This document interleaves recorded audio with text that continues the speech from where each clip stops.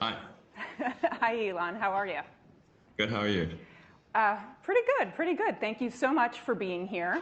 And by here, I mean Sure. Electronically. My electronically. bits are there. And where are you right now? I'm at the Tesla Giga Texas factory that we're about to complete. So yeah, what you see behind me is the factory basically. We have the office space and the factory kind of together. So I think this is kind of important that we don't have ivory tower management or engineering, and that the management and engineering is as close to the factory as possible. So yeah, so you can see what's going on in the factory and stay grounded. All right, well, I'm in the ivory tower here in front of a lot of CEOs and a live audience here in Washington, D.C. And we are also joined by lots of people all over the internet. We are streaming this to WSJ.com, Twitter, and YouTube. So we have a very brief amount of time, only 30 minutes, but I'm very excited to talk about a wide range of things. I want to start with talking about our world, the world we currently live in. Then I want to move to the future of the world, and then talk a little bit about your world. And so we'll start right here in Washington, D.C., where everyone is talking about the infrastructure plan and the bill. And I wanted to ask you, say tomorrow you get a phone call from Joe Biden, and he says... I think that's unlikely, but sure. Okay. You know, he just gives you a call, and he says, you know, I haven't been talking a lot about Tesla lately, but, you know, what do you need from this bill? What are your needs? What do you answer him? Well, to be totally frank, I don't know if at least no one at Tesla has actually brought up whether they care about this bill or not. I think if this bill happened or didn't happen, I don't know. We don't think about it at all, really. Okay. It might be better. Honestly, it might be better if the bill doesn't pass, because we've spent so much money. You know, it's like the federal budget deficit is insane. You know, it's like $3 trillion. Federal expenditures are $7 trillion. Federal revenue is $4 trillion. That's a $3 trillion difference in. If this was a company, it'd be a $3 trillion loss.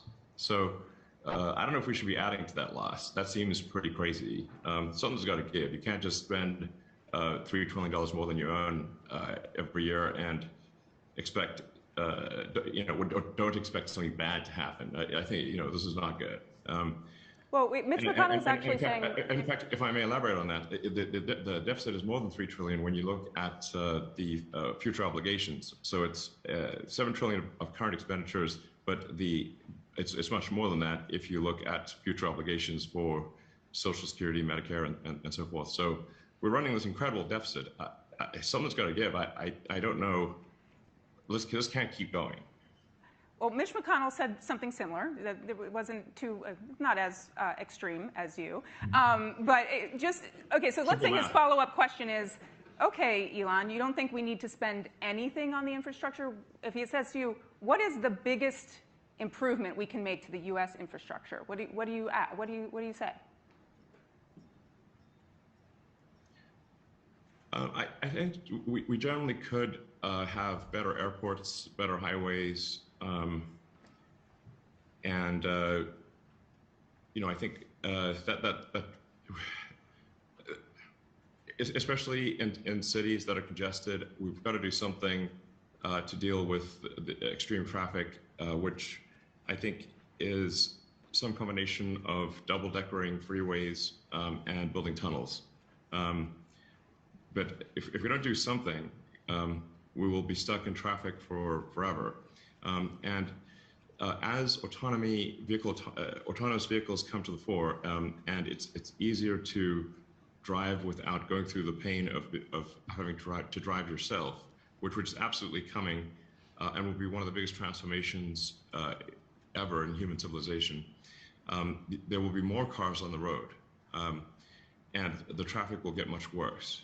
And so we really need to do some combination of tunnels and or like I said, double-deckering freeways, I'm not a big believer in flying cars. They're basically helicopters with wheels, and people don't want the skies to be swarming with helicopters.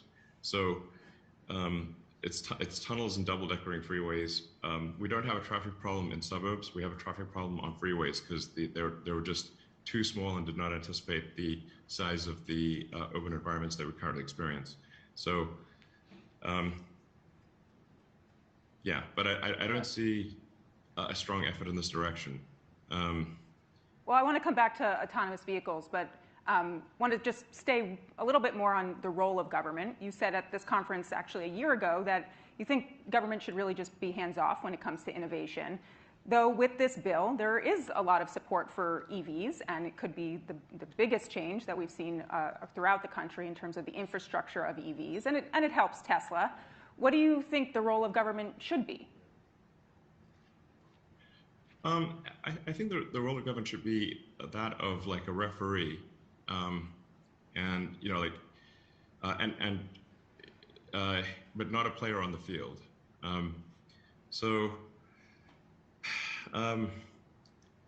Generally, you know, government should, I think, just try to get out of the way and not impede progress. I think there's a general problem, not just in the U.S., but in most countries, where the rules and regulations keep increasing every year. Rules and regulations are immortal. They don't die. There's not a natural. Occasionally, you see some law with a sunset provision, but really, otherwise, the vast majority of rules and regulations live forever. And so, if more rules and regulations are applied every year, and it just keeps growing and growing, eventually, it takes longer and longer, and it's harder to do things. And there's not really an effective garbage collection system for removing rules and regulations. And so gradually this hardens the arteries of civilization, where you're able to do less and less over time. So I think government should be really trying hard to get rid of rules and regulations that perhaps had some merit at some point, but don't have merit currently. But there's very little effort in this direction. This is a big problem. And I also want to come back to later. I know that you do have some other stance on sort of AI and what the rules and regulations we should have on that. But right now you're sitting in a Tesla factory. How are you spending your time these days between the split between SpaceX and Tesla? Yeah, it's about even between SpaceX and Tesla. It depends on, you know, what is the kind of crisis of the moment. So some weeks will be more Tesla, more SpaceX. But I mean, I work a lot. I work 7 days a week and put in I get some pretty crazy hours. So, but it really depends on where I'm needed most. I basically just I triage the tasks and try to do the things that are most useful, or where I'm most needed. You know, and it varies from one week to the next. But you know, just going back to that infrastructure bill for a second, because sometimes the criticism of Tesla is like, hey, Tesla gets all these subsidies, but it's worth noting that for the vehicle purchase tax credit, the $7,500, Tesla stopped getting that like 2 years ago. So whereas everyone else, I think, except for GM, still gets the $7,500 tax credit. So all of our sales this year and I think last year had nothing to do with the tax credit, because we were no longer eligible because we'd made so many electric cars. Tesla's made roughly 2/3 of all the electric cars in the United States. I'm not sure if most people are aware of that. So Tesla's made basically twice as many electric vehicles as the rest of industry combined. And we don't need the $7,500 tax credit. I would say, honestly, I would just can this whole bill. Don't pass it. That's my recommendation. What about the support though for the charging network? I mean, there are parts of this bill and no. No, I mean, do we need support for gas stations? We don't. So there's no need for this for support for a charging network. I would delete it. Delete. Okay, all right. I'm literally saying get rid of all subsidies. But also for oil and gas. if you think about also how this affects your competitors, is that impact how some of your view on this? I mean, maybe they need it. I don't know. But I think just generally, I'm in favor of deleting subsidies. I mean, when we started Tesla, there were no EV subsidies at all, and gasoline was super cheap. We did not anticipate any subsidies. That came later, and that came the $7,500 tax credit came as a result not of Tesla activity, but of General Motors lobbying for it. So I would just say just delete them all. All right, but there's some other good things in this bill that some would argue. I mean, a lot of money earmarked for R&D. Would you want to put that towards something? No. Okay. All right. We're going to move on from the bill because I think we get what you're saying on it. In general, we should just, if we don't cut government spending, something really bad's going to happen. This is crazy. Our spending is so far in excess of revenue, it's insane. Like you could zero out all billionaires in the country. There's all this like anti-billionaire BS. If you zeroed out all the billionaires, you still wouldn't solve the deficit. All right, I'll ask you another question around the billionaire BS. Say tomorrow we've talked, you get the phone call from President Biden. Next day, actually, we decide we elect you to Congress. Somehow this happens. You're now working on tax bills. You're working on tax policy. How do you tax someone like you? How do you tax billionaires? I mean, first of all, I pay a lot of tax. I mean, my marginal tax rate is like 53%. So that's not trivial. And then obviously there's like, asset-based taxes, the sales tax and everything else. There's also the estate tax. And generally, I think the estate tax is a good tax. Like if you think of assets beyond a certain level that are far beyond, let's say, somebody's ability to consume, then at a certain point, really what you're doing is capital allocation. So it's not money for personal expenditures.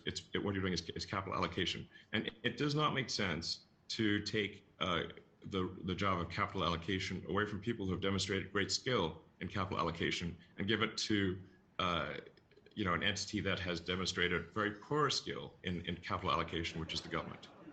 I mean, you can think of the government essentially as a corporation in the limit. The government is simply the biggest corporation with a monopoly on violence, and where you have no recourse. So how much money do you want to give that entity? Could you explain the last part quickly, and then I want to move on to some product stuff. Sure. I mean, I can talk for a bit longer if you'd like than the half an hour. If you're worried about getting through all your questions. But I hear we have nobody else joining us at this conference. Yeah, I mean, government is a corporation in the limit.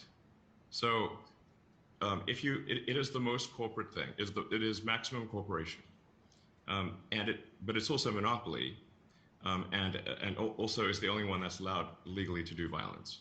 So why would you want to give a corporation with no competition that can't even really go bankrupt more money? Now, it's not as though I think the government shouldn't exist or that they're not good things that the government can do or things that are necessary for the government to do. For example, science programs where we send a probe to Mars, and the value of that is it's a small amount of value for all citizens, but it would be inefficient to sort of go and collect $10 from every citizen for a Mars probe, and so therefore it's better to have the government do something like that, like a heavy science program, rather than try to collect small amounts of money from everyone. So I'm not somebody who's sort of an extreme libertarian and thinks the government should not do anything. I just think we should minimize what the government does, because the government's efficiency at spending is just going to be lower than a competitive commercial company, but by a lot. If you look at, say, East Germany versus West Germany, or North Korea versus South Korea, and you look at the GDP per capita of East and West Germany or North and South Korea. The difference is gigantic. And that's just the difference between East and West Germany. It's like a random line was drawn, basically depending on where the Red Army was and where the Allied troops were. And East Germany's productivity was like at least 5 times worse than West Germany. And it's not like West Germany was like some bastion of capitalism. They were quite socialist, really. So there may be as much as an order of magnitude difference between the efficiency of a competitive private company versus the government. I'm going to shift away from government, come back to your world. Just thinking about sort of how you juggle Tesla and SpaceX, and you've said along the way that the workload at Tesla is quite a lot. Have you? And I know now you could regain the chairman position. Have you thought about that? Have you thought about that? Have you thought about your sort of your title and your position there right now? I mean, it's interesting that these titles. You know that there's actually only three titles that actually mean anything for a corporation. It's president, secretary, and treasurer, and technically they could be the same person. And all these other titles are just basically made up. So CEO is a made-up title, CFO is a made-up title, general counsel a made-up title. Don't mean anything. That's a nice. I think a room of CEOs are how we feel about that. Yep. It was like obviously just somebody's marketing experiment. So I guess I'll be more direct. I mean, are you considering stepping down as CEO? Would you transfer, be chairman, and think about being chief product officer? I mean, since CEO title doesn't matter anyway. I changed my title to Techno King. And by the way, this is a formal SEC filing. I'm legally or whatever Techno King. I just did that as kind of like a joke because just to show that these titles don't mean a lot. You can see what is actually legally necessary if you fill out the form for creating a C corp, and then you'll see it's president, treasurer, and secretary. You need a director too, but that's basically it. And then all these other chief whatever officer are basically just made up. Is the Tesla bot in the running for any of these titles? Not yet. It's maybe in the future. But speaking of the Tesla bot, I know you've talked about the importance of creating this bot for the future of AI. Tell me a little bit about where you're at with this project and what we can expect in the next coming months.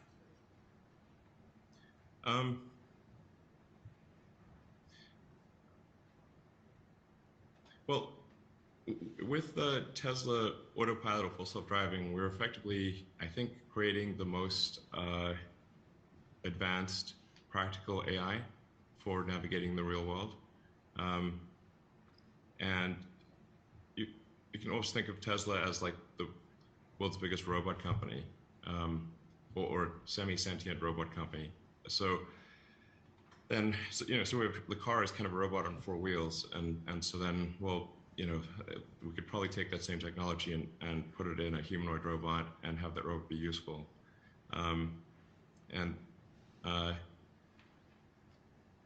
So essentially to have the humanoid part, we need to develop some custom actuators and sensors, and then essentially use the Tesla full self-driving or autopilot, or just generally speaking, real-world navigation AI in the humanoid robot. And I think this could be quite profound. I don't know exactly when we will get this right, but we will get it right. And you've said also that it will solve some labor issues. I mean, what are some things that you envision this bot doing? Well, it has the potential to be a generalized substitute for human labor over time. And the economy, the foundation of the economy is labor. I mean, capital equipment is essentially distilled labor. So I was talking to a friend of mine actually to say, just like what should we optimize for? And what he said was gross profit per employee, fully considered. So you got to include the supply chain in that. The fundamental constraint is labor. There are not enough people. I can't emphasize this enough. There are not enough people. And I think one of the biggest risks to civilization is the low birth rate and the rapidly declining birth rate. It is, and yet so many people, including smart people, think that there are too many people in the world and think that the population is growing out of control. It's completely the opposite. Please look at the numbers. If people don't have more children, civilization is going to crumble. Mark my words. Is this why you have so many children? I'm trying to set a good example. Yeah. You know, gotta practice what I preach. I won't ask you to predict how many more children you're going to have tonight, but I want to move on to some future talk. That's part of where I'm going with this Tesla bot.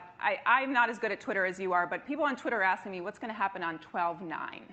Can you tell me what's going to happen on 12/9? Nothing as far as I know. I don't know where this came from. I think this is just one of those memes that, I don't know, it came out of nowhere, but as far as I know, nothing. But maybe something will happen that I'm not aware of. All right, so I want to ask now a little bit farther out in the future, into 2022.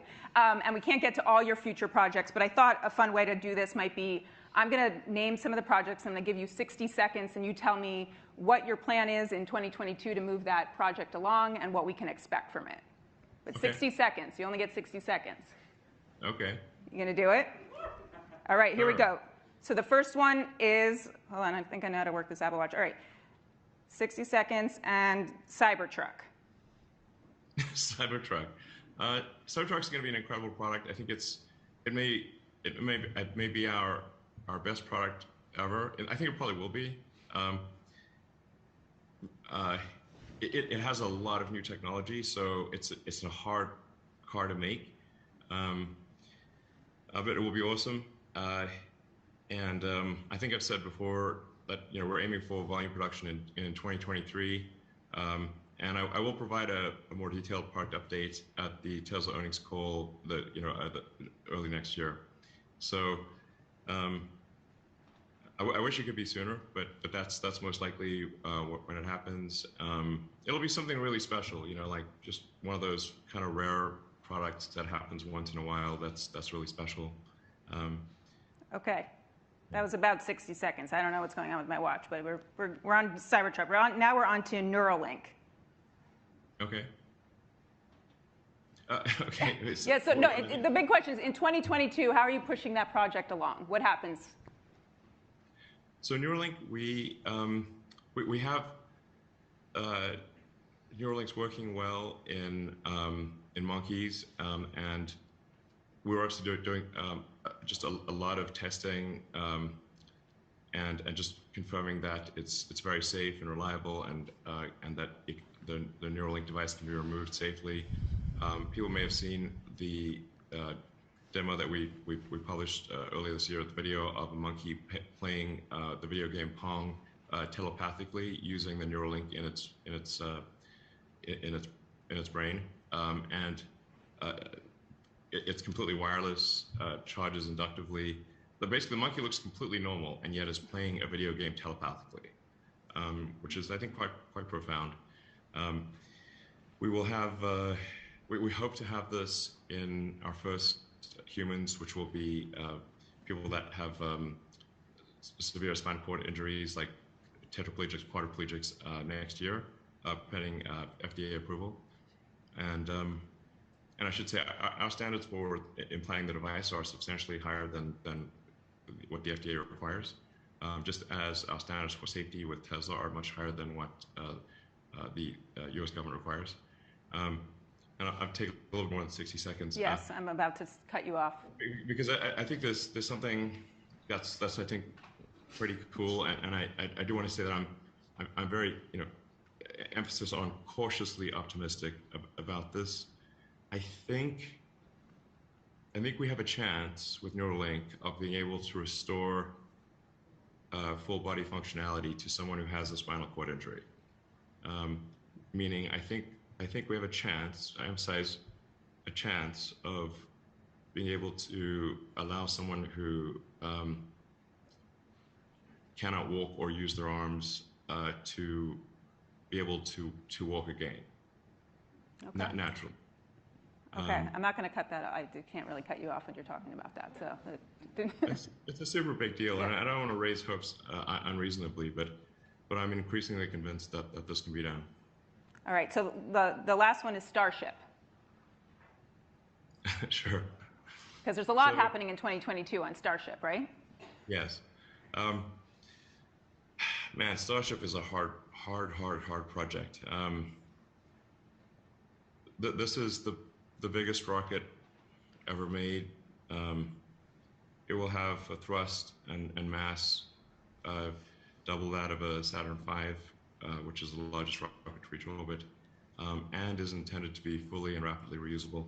This is a profound, if we are successful with this, which I think we will be, but I don't know if we'll be there in 2022, I hope so. This is a profound revolution in access to orbit. There has never been a fully reusable orbital launch vehicle. This is the holy grail of space technology.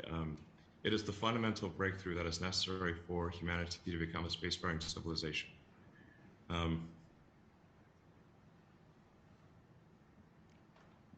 This absorbs more of my mental energy than probably any other single thing. But it is so preposterously difficult that there are times where I wonder whether we can actually do this. And if you had to summarize very quickly, what is so hard about it for just a normal person to understand? What is so hard about it? Well, this will take a lot more than 60 seconds, but... But now I'm so interested. Okay, well... Oh, no. Okay, so... Okay. I am overdue for doing a Starship update. We live on a planet where the gravity is actually very strong.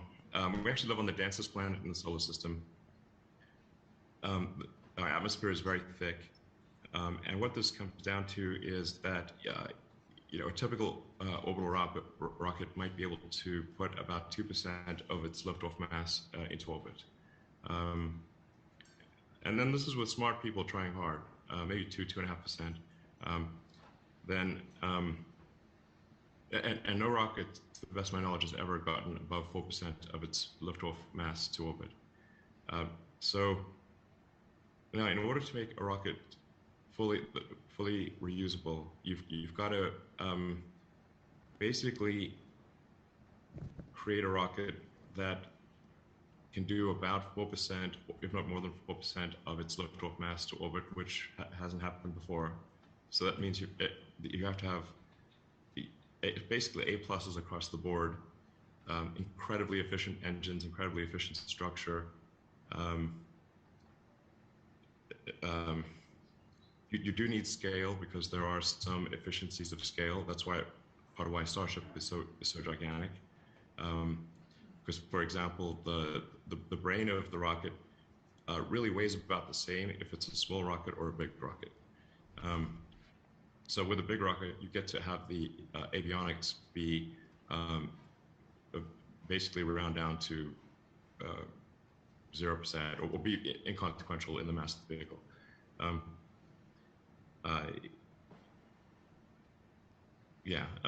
Then you need to make an incredibly light heat shield.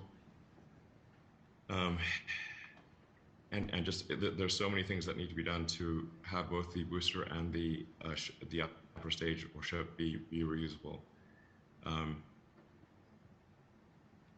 Insanely difficult. It's not like many super smart people have tried to do this before and no one has succeeded. And most of the time they've just given up partway through. But if full and rapid reusability can be achieved, it reduces the cost of access to orbit by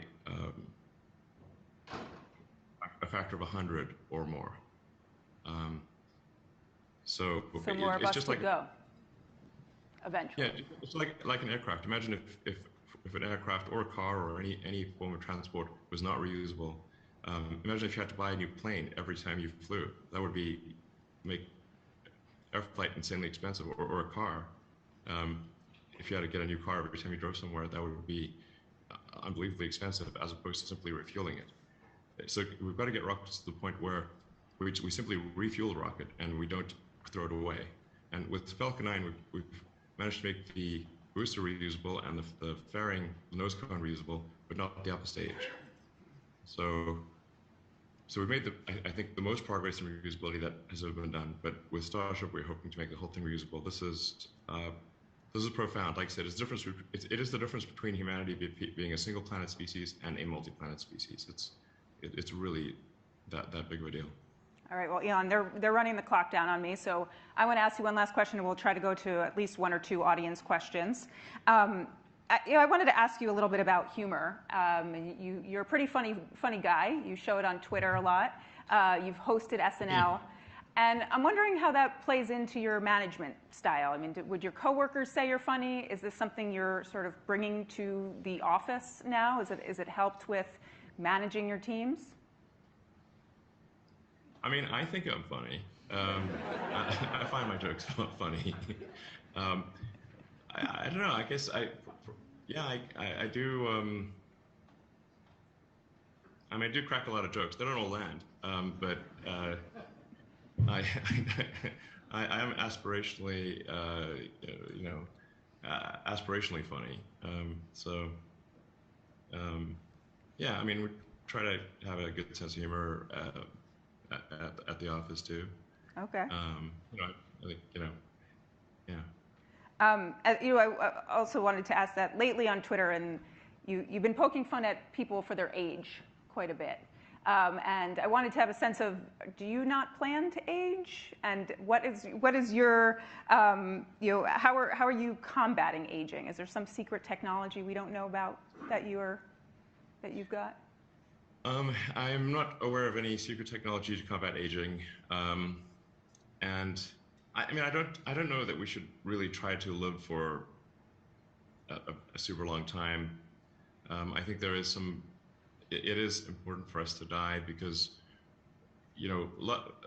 most of the times people don't change their mind; they just die. And so if we live forever, then we might become a very ossified society where new ideas cannot succeed.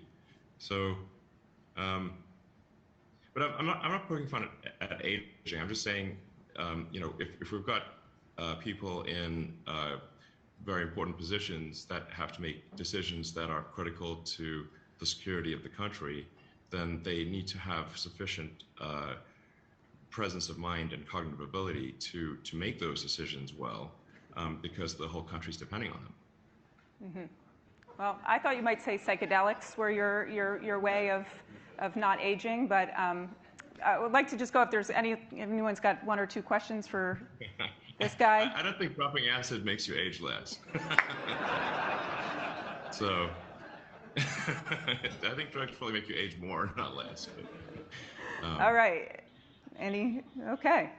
Well, Elon, thank you so much for being with us here tonight. Oh, there is a question. Sorry, I do not see any hands up. Thank you. Baldas from BGD Holdings. I'd be very interested. First, let me thank you for what you're doing in terms of your breakthrough for humanity. But I am curious about your views on China and the United States, just on a free-flowing basis, if you want to share a few thoughts.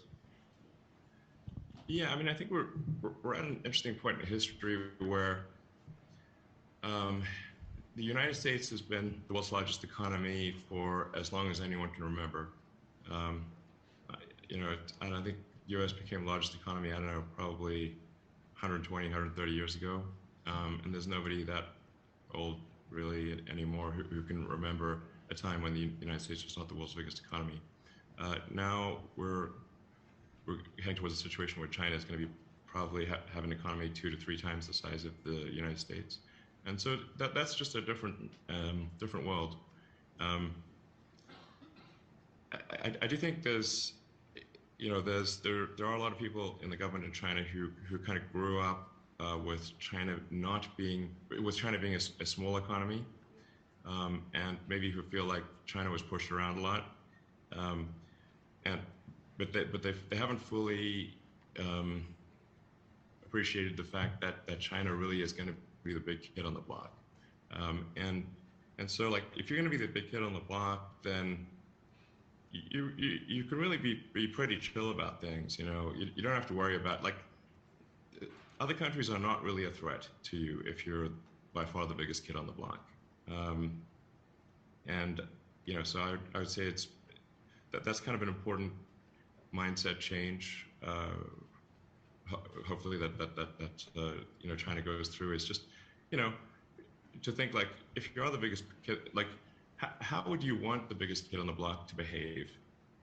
And now, if you are going to be the biggest kid on the block, then wouldn't you want to behave like you would have wanted the biggest kid on the block to behave?